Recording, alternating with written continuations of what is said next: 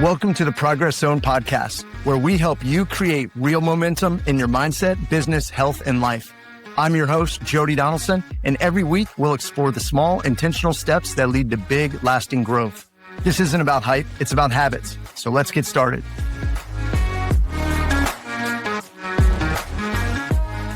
Well, hey everyone, welcome back to the Progress Zone. Think about the last time a business genuinely surprised you, not with a discount, not with a loyalty points program, and not with a marketing email, but with something small, something unexpected, something that made you stop and think, wow, they didn't have to do that. That moment, that little thing is what today's guest has built his entire career around. And here's what's interesting. It's not just about business. It's about how you show up as a leader, as an entrepreneur, and just as a person. The idea that small intentional extras done consistently are what actually separate good from great. My guest today is Stan Phelps. Stan is a TEDx speaker, Forbes contributor, certified speaking professional, and the author of more than 10 books in the Goldfish series, starting with the Purple Goldfish. Before he became one of the most in-demand speakers in the world on customer experience and employee engagement, he spent years in leadership roles at IMG and Adidas, as well as the PGA of America. He now lives right here in Cary, North Carolina, which is how we connected through the Cary Chamber of Commerce. And so, Stan, welcome to the Progress Zone. Yeah, Jody, thanks for having me. Glad to be here.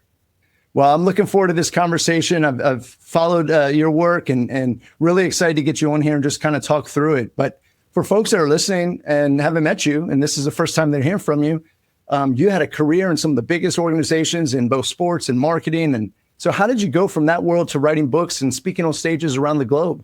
Yeah, it's a great question. So I started my career working on the agency side with one of the biggest sports marketing and sports management agencies, IMG. And I worked with them for a little while. And when I finished graduate school, I ended up moving out to the West Coast to Portland, Oregon, where I worked for Adidas for almost a decade and had a number of different roles there in Portland, in New York City. The New York City one was fun. I managed our relationship with the New York Yankees. Oh, fun. Yeah, and they won all 3 years I was there. So I'm not saying I was the impetus. I finished my time with Adidas living overseas in Amsterdam. Wow. My background, in addition to baseball, was tennis. So I managed global tennis living over in Amsterdam. When I came back, I worked in golf for a couple of years with the PGA of America. And then I went back to the agency side of the equation. And Jody, I learned, I was number 2 at an agency, and I learned my responsibility was developing business. And I tell people I learned really quickly that people looked at you a lot differently at a conference or an event if you had one word on your badge.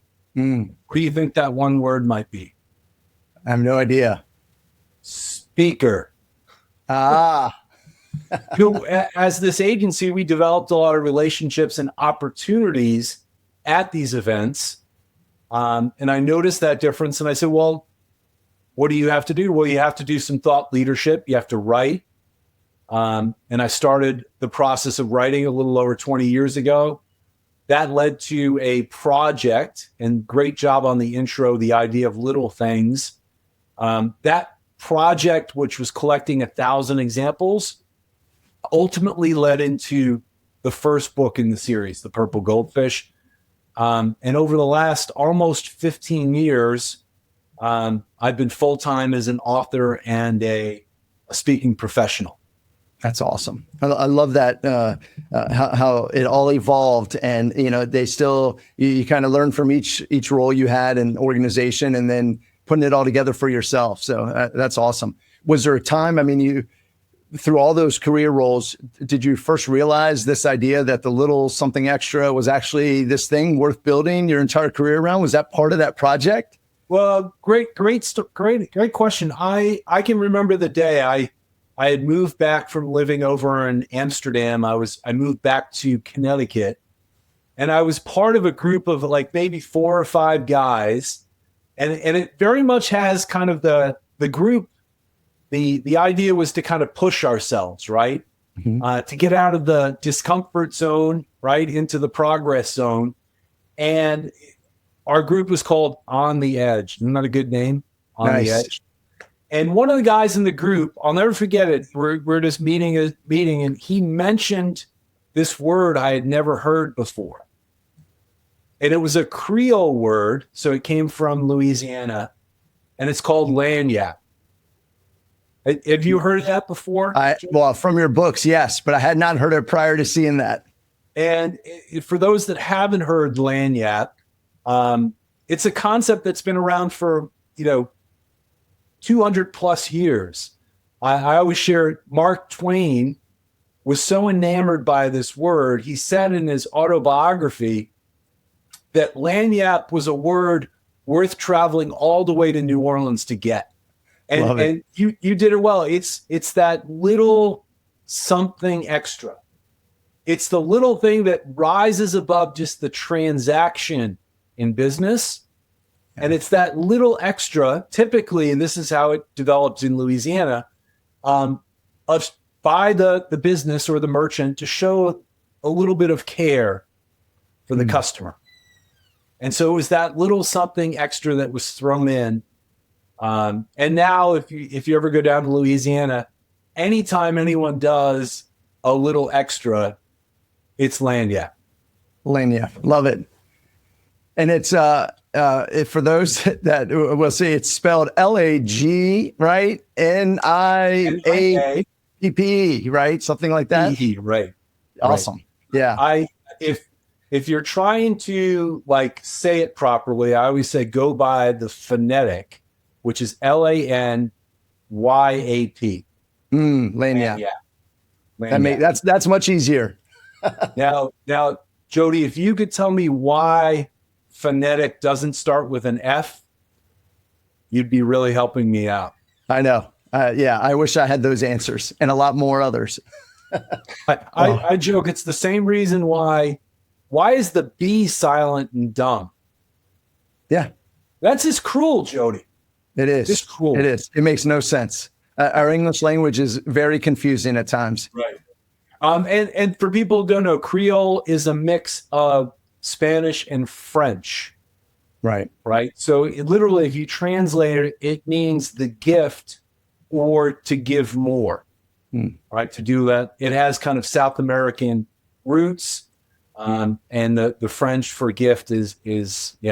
So that's the background of it. I was I heard it all the way back in 2003.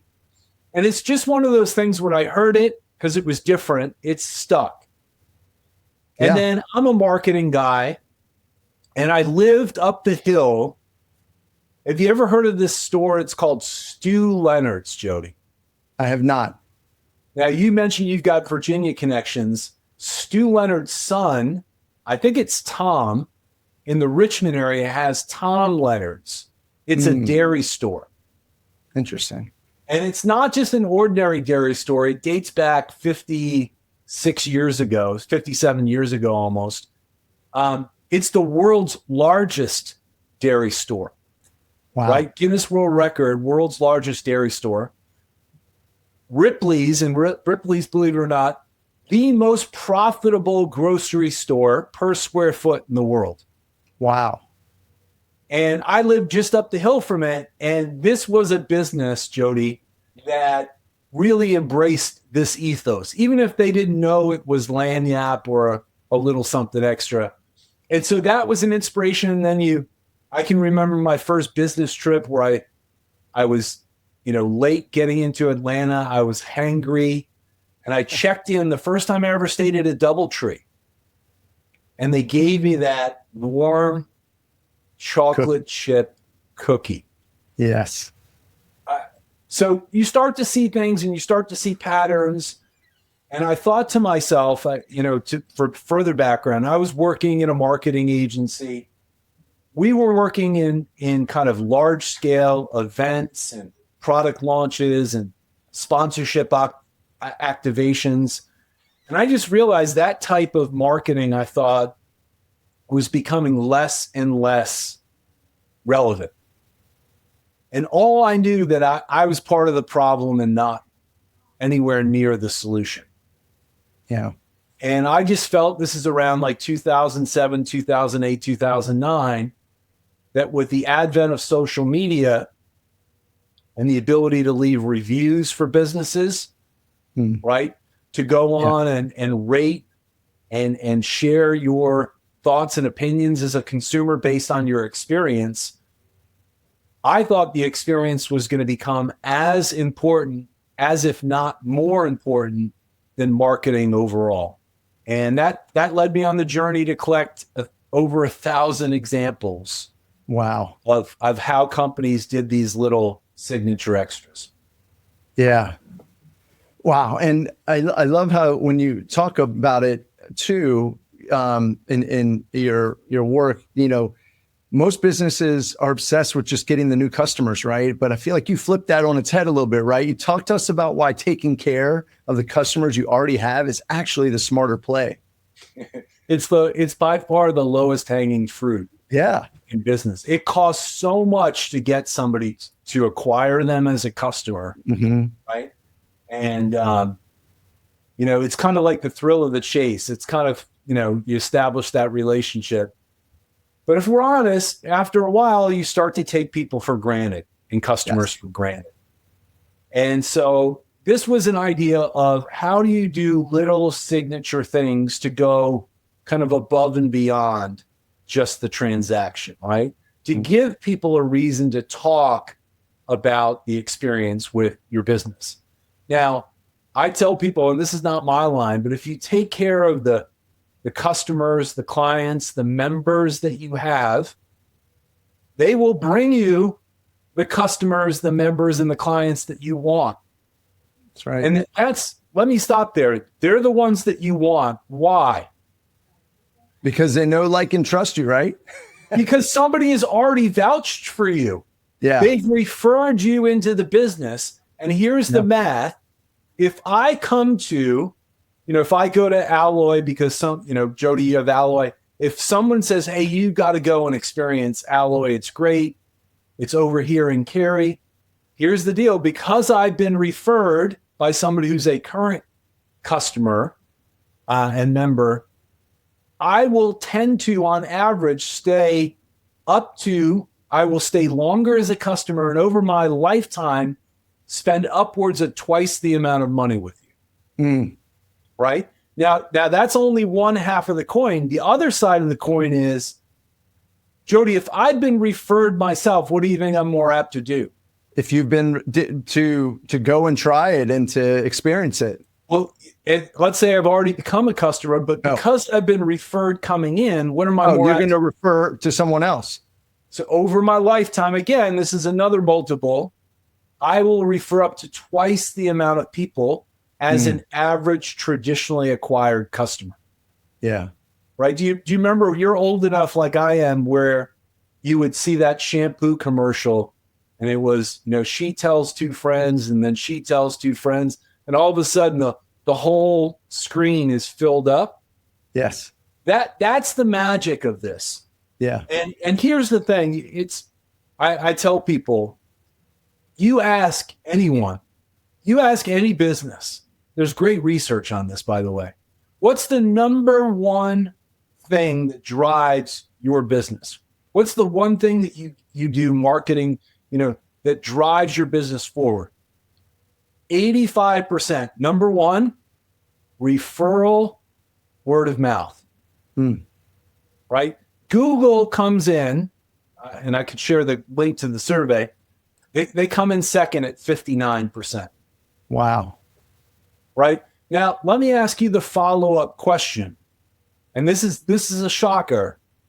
What percentage of this is what people say. This is the best way that we grow our business, right? Referral and word of mouth.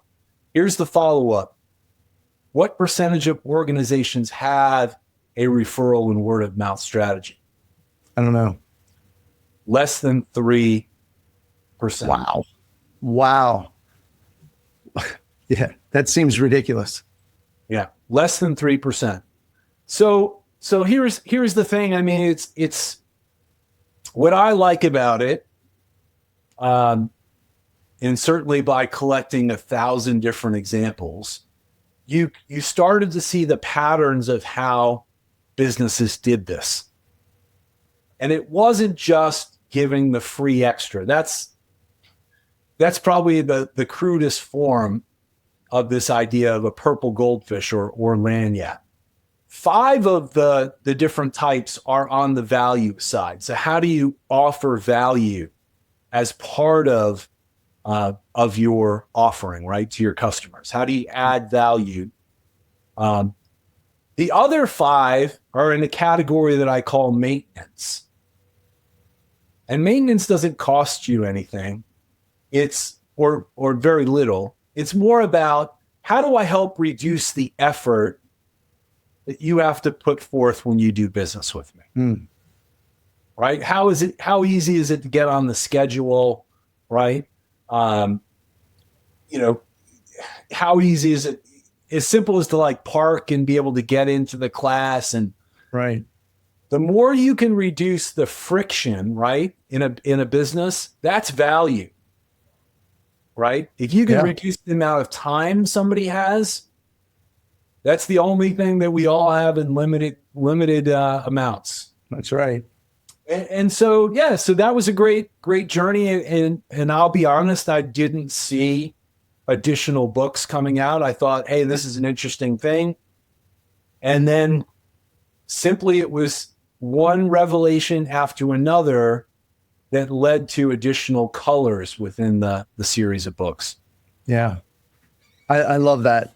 I also think too, I saw it in your work where you talk about glue, right? Giving little unexpected extras. And I was thinking about that, and like, so someone listening, how does someone figure out what their version of that looks like? Because I'm sure it's probably different from, say, a real estate agent than somebody who runs a restaurant, right? But how does someone go about trying to figure that out for them? Yeah, so it's a great point. So I think, first off, it's getting to understand your customers and the things that they value the most. Right? If you do something that your customers don't put a value on, I don't want to bring up promotional products, right? But if like I could care less if I had another pen or a bag or right. Now some people really like that stuff, but I'm just saying, like, if you start to understand your customers and what they value, then it becomes a little bit easier, right? How do you, if you can understand those 1 or 2 things that are really important, then it's a matter of like, how do you elevate those things and double and triple down on them? Yeah. And the same thing, if you really spend the time to understand your customers, what are some of the things that you do that they could care less or they don't value, right? Because in some areas you're going to want to turn up the volume, but you can't do everything amazing. Right. Right. Other areas you might have to have the courage to turn the volume all the way down to 0. Right. So I think what great organizations, know their customers.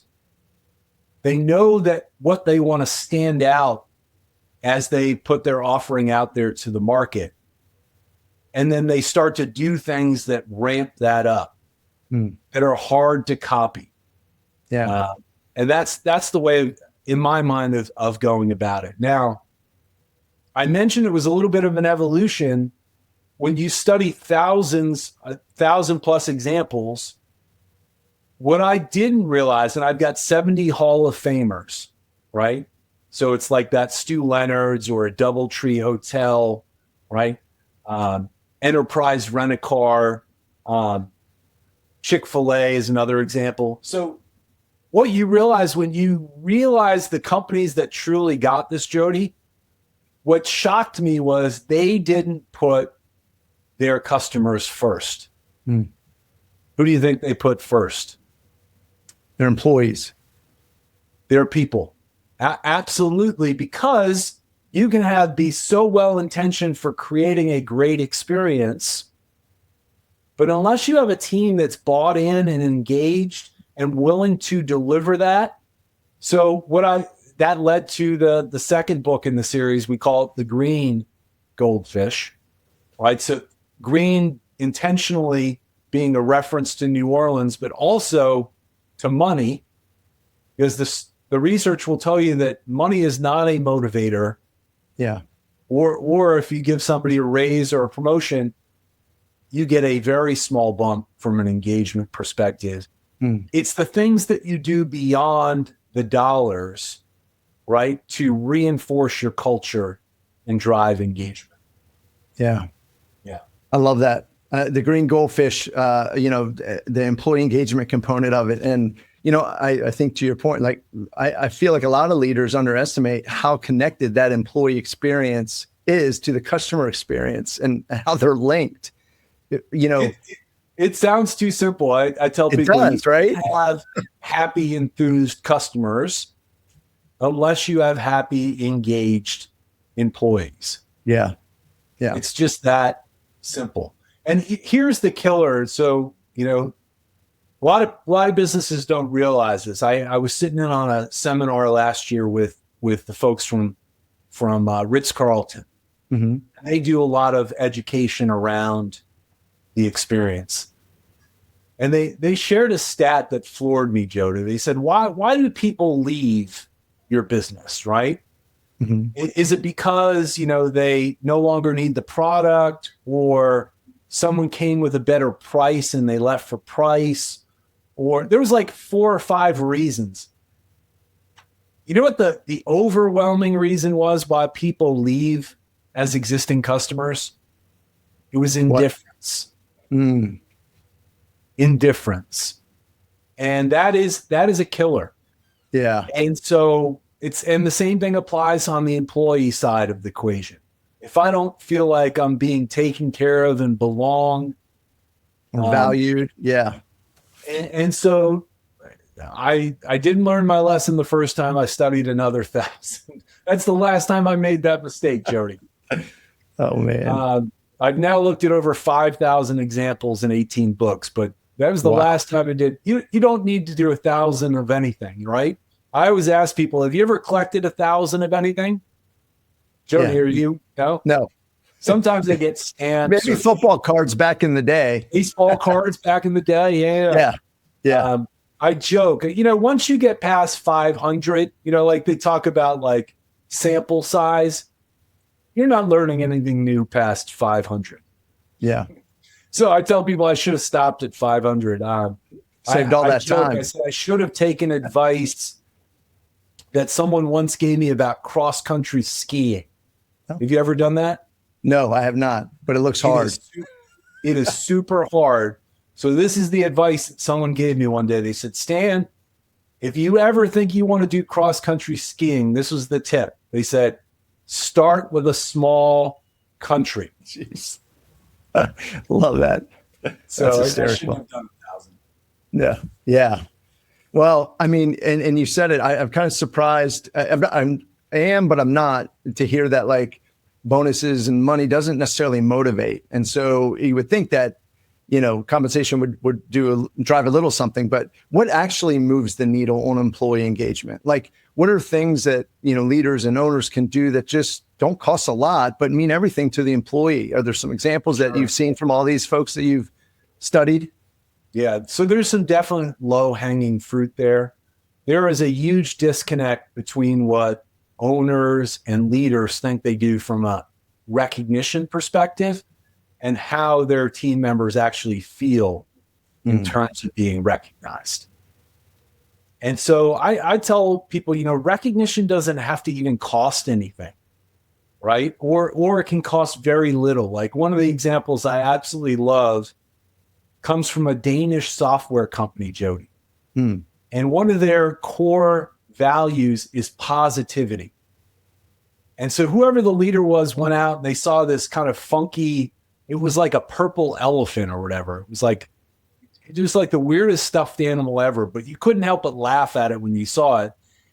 And the idea was so simple. It was like once a week, if anyone had exhibited positivity, they would get recognized, and it was their week to have And the only rule is you had to put it on your desk where everyone else could see it. You had to tell the story. But I'm like, what a genius way, right, to create the symbol that recognizes and reinforces a core value. Yeah. You mentioned money, you know, sometimes spot bonuses are a good thing. The research will tell you if you could give somebody a $25 gift certificate, or if you gave them a $20, you know, fleece pullover, which one do they value more? The fleece pullover. Okay. Right. Or the really nice Yeti mug. Yeah. I can see that. Because the gift card everybody gets, right? It's at the checkout counter of the grocery store. There's not a lot of thought put into it. It's just kind of, it creates that indifference thing, right? Like, oh, great, another gift card, right? So exactly. And it's what, you know, you've used it, then it's gone. Yeah. So I think recognition's a big thing. I think, you know, there are things that you can do to create a sense of belonging.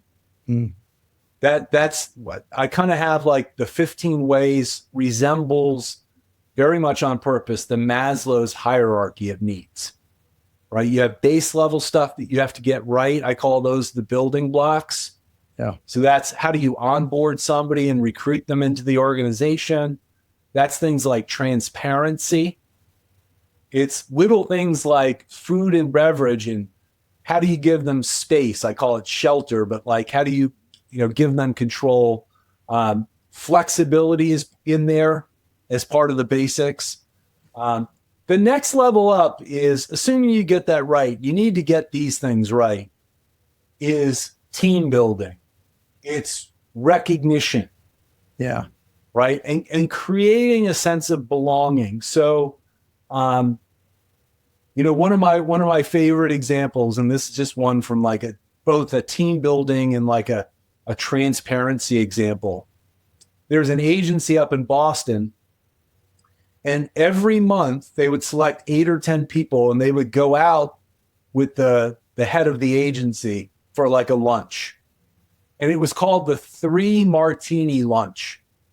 Now the boss didn't actually drink 3 martinis, but the premise was, imagine you went out with your boss and they had 3 martinis. What would happen? I'm sure it'd be a different conversation. Yeah, everything would be pour out, right? Yeah, and that was it was the premise. Like, not only did you get lunch, but hey, ask me anything, right? Just like if I would have had 3 martinis, I'd probably answer everything, right? So it's little things like that, ultimately the real kind of top of the triangle are things that you do to help your employees become the best version of themselves, right? So one of the categories up there is pay it forward, right? Especially the younger generations. We just talked about money. Gen Z, first generation that values purpose more than they value compensation. Yeah. Not saying the compensation's not important, right? But they want to feel like they're part of something. Right. Right. And that's much different than our generation. Yeah, for sure. And they want to feel aligned to what it is they're doing, right? That's that purpose type and being part of that. Absolutely. There's training and development. We should probably call it learning and development now. And then ultimately at the top is kind of if you remember Maslow with self-actualization, this idea of empowerment, right? How do you give people ownership over what they do? Yeah. And how they manage their time. And so I think there are things that we can do. I mentioned you mentioned in the intro, more than 10 colors. We don't have time to go through 10 colors. I will tell you this, because when I did green, I go, well, it has to be a trilogy. It has to, right? And it was perfect because purple and green are 2 of the 3 colors of Mardi Gras. Right? And so let's check your partying credentials, Jody. What's the 3rd color? Is it gold? Gold, yes. Yes. You nailed it. And so that was based on another insight from doing the first two books.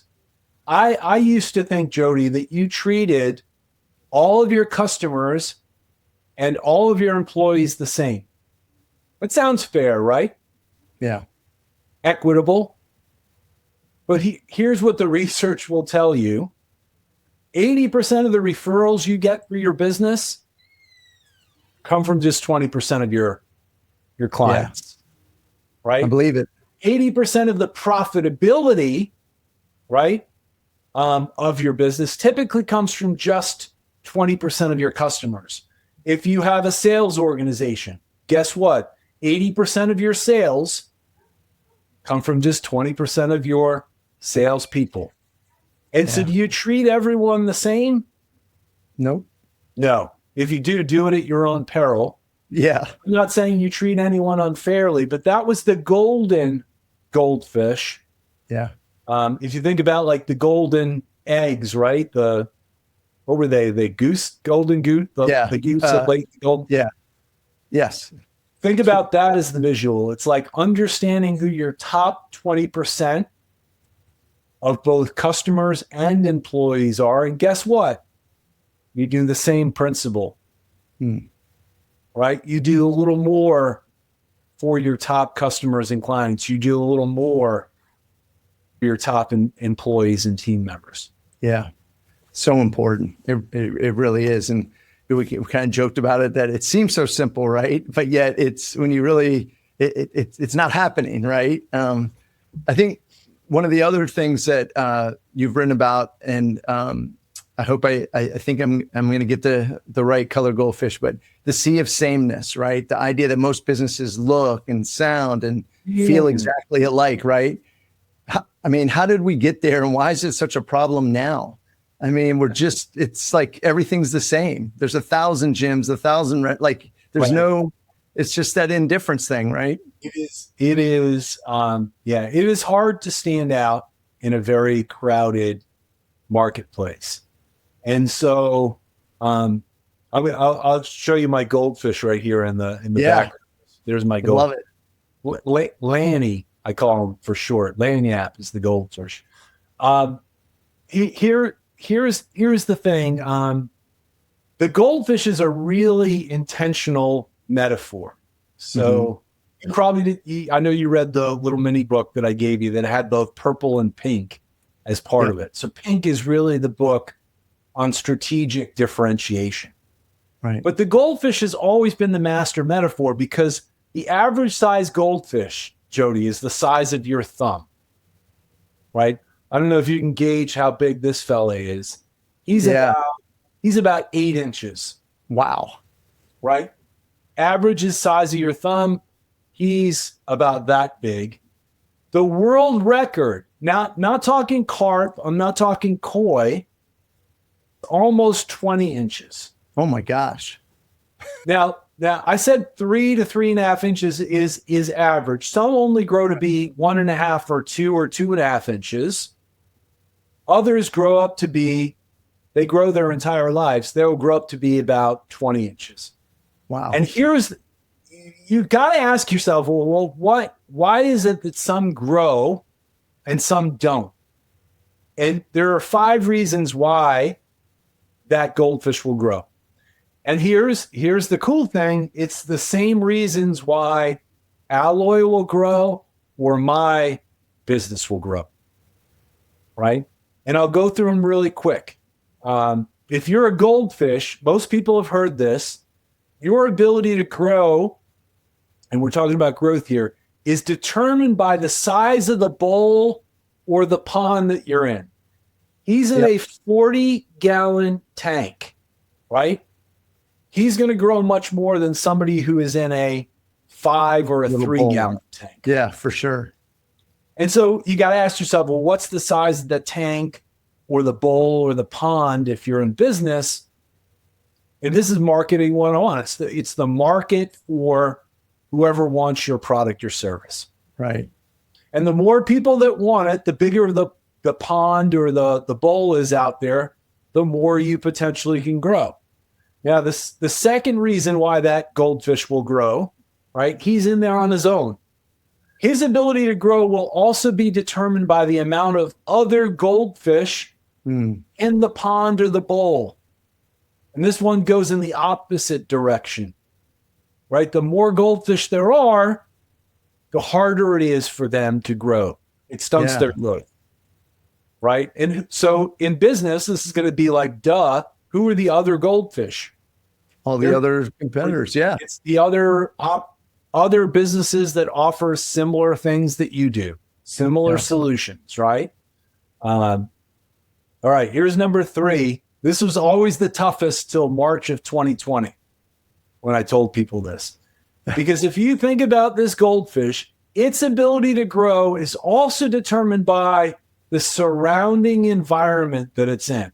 This is very apt to where we are right now as we record this podcast, right? So the quality of the water that goldfish is in, the amount of nutrients in the water will determine how big it will get.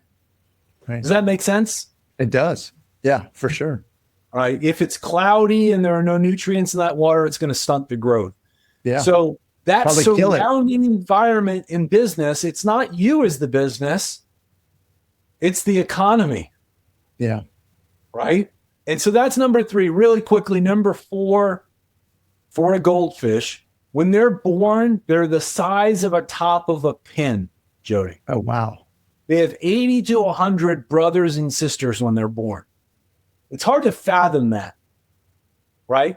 So how they get out of the gate in their first 120 days of life will ultimately be a factor of how big they ultimately get. Does that make sense? It does. How they get out of the gate. So again, think about it from a business perspective. What are you typically called your first 4 months of life as a business? Like the startup? You're a startup. Pre-sales, yeah. So how you do in that critical time, or think about it like if Alloy launches a new product or service, how that does in the first 4 months will be a factor of how well it will do down the road. Right? Here's number 5. This is where the payoff is. Spoiler alert. This is the payoff. That goldfish will grow, right? He'll grow right here based upon his genetic makeup, right?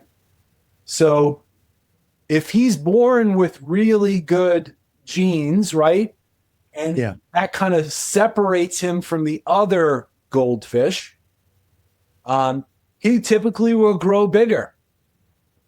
Conversely, if he has really weak genes and he's like all of the other goldfish, it's going to stunt his growth. Yeah. So what's that if you're in business? This is the payoff. I don't know. Tell me. Well, genetic makeup is simply the things that, for you as an organization, the things that make you different from everyone else. Right. And the more you can create that separation, right? The bigger you will get. And here's the thing I tell people, does anyone listening right now have control over the market? No. How about your competition? No. Not unless you got an open checkbook and you can buy them, right? Right. If anyone listening right now has control over the economy, I need you to call me. I could use you right now. Yes, for sure. No one has control over the economy. It's totally outside of your realm. And look, if you've already been around for more than 4 months, and I know you have at Alloy, sorry, that just passed you by. Yeah. The only thing you have control over, and this is the whole metaphor of the goldfish, the only thing you have control over is not differentiating what you do. Because other people do similar things. You differentiate on why you do it, and I think even probably more importantly, how you do it. How you deliver that experience. Yeah. Well, and I've read it in your work where you talk about the flaws might actually be your biggest differentiator, right? And so how do you highlight that or talk to us a little bit about that, because I think that's super interesting too, right? People look at it as a negative and that it's going to hurt me, or I'm not going to be vulnerable or transparent, but it might actually be the thing that says, hey, you know what? I want to do business with that person. The thing that makes you different, and the thing that makes you, we call it awesome, right? Your flaws may be holding the keys to what makes you awesome. Now, I tell people there is so much pressure, whether we want to admit it or not, to try to fit in and be normal, right? Yeah. And that made sense in our evolution, right? If we got kicked out of the tribe, was that a good thing or a bad thing, No, Joe? you're on your own. Yeah. No. You're on your own. You're not. You're dead to them. Yeah. And so if we're honest, like most businesses, we talk about, like, remember we talked about the 3% who can actually think differently, right? And that have a word of mouth or a referral strategy. I mean, it's so obvious, but only 3% do it. It's kind of the same thing as it relates in business. There's so much pressure to conform and be like whoever the leader is. Yeah. And to follow the leader. That's where it's safe. And what we advocate for in Pink Goldfish is two things. One is understanding what makes you unique and different, and maybe even a little weird, and having the courage to own it, but not only own it, but double and triple down on it to stand out. Yeah. Right? Now, I'll give you a great example, because we'll talk about fitness for a second, right? People knock Planet Fitness all the time, but what makes them different? $10 a month? They're feeding you bagels, for God's sakes, and pizza. And it's such a small amount. Even if you don't go to the gym, you're probably not going to cancel it. And then you go way on the other end of the equation. We were just talking off camera about CrossFit. Yeah. CrossFit isn't cheap. CrossFit's difficult, right? And you could probably name a few other ones, but CrossFit didn't try to make their boxes pretty. Right. Planet Fitness didn't try to get everyone to be part of their gym. They know they're kind of the gym for the everyday person, not the heavyweight lifters, right? Right. And so either you can do more of inherently what makes you different, or you can do less of what everyone else does as normal. Does that make sense? Yeah, it does. Like, just because everyone else does A, B, and C, and D, does that mean you have to do it? No. And the irony is you can actually stand out by doing less than by doing more. Do you know this, Jody, that the average Chick-fil-A makes more money each week than the average McDonald's, Starbucks, and KFC combined? I believe it. I see those lines every day. Are they open 7 days a week? Nope. Closed Sundays. They're closed Sundays. Have you ever been to a Buc-ee's? Yes. Is Buc-ee's for everyone that's on the highway? It should be, but it's not. No, because if you've ever been to a highway truck stop before that tries to be both for the trucker and the family, do they serve both of their needs? Great. Yeah. You got an 18-wheeler, you cannot pull into a Buc-ee's parking lot. Right. Why do people get off the exit? What do they want? We talked about being great at what people want the most. A, you got to get gas, right? They're not going to differentiate on getting gas, other than I was at one in Texas, and they had 256 pumps. Jeez. Right? But here's the thing. Why else do you stop when you're on the highway? There are two reasons to stop. Number one and number two, Jody. Yeah. You need to use the bathroom. That's right. You've been to a Buc-ee's bathroom before? Oh, yeah. It's clean as a whistle. They have someone in there nonstop. we go to the men's side, which is fine. Every urinal is separated. They're constantly cleaning it. Last time I checked, they had 96 urinals. Oh my gosh. Yeah. When you got to go and do your business inside of, you'd want to hang out there for a little while. What are most highway truck stops, or what are they horrible at? Cleanliness. Be great at what your customers value the most. In fact, don't be afraid to push some people away. Right. Because that's going to attract the people that you actually want. Right. So there's 8 different ways you can do Pink Goldfish. They all follow the 8 letters and floss them. Oh, nice. And it's just a combination of doing more of some things and less of others. Yeah. It's not brain surgery. Yeah. You know, at least there's nothing common about common sense. Common sense. Right. That's for sure. Especially in today's world, it seems like. So, you know, I want to hear a little bit about your journey just as an entrepreneur. And once you left all that corporate world, you've written over, you said 18, I had 10, but however many books you've run. Well, you were, there's 11 colors. Okay. In the series. And then there are some 2.0s of 4 of the books. Gotcha. And then the other 4 books that are like an industry takedown of a book. Gotcha. Okay. So it only has examples from like restaurants, hotels, and airlines in it. Yeah. Okay. And so I'm working on, I did write a book I jokingly say it's my favorite book. This is all the way back when I lived in New York City. Almost 28 years ago. My best man at my wedding, we wrote a book called Bar Tricks, Bad Jokes, and Even Worse Stories. Oh my gosh. So I count like that in here. That's number 19. I'm working on right here, number 20. And this is kind of cool. It's the first one other than the Bar Tricks one, where there's no goldfish. A little bit of a moment for the goldfish.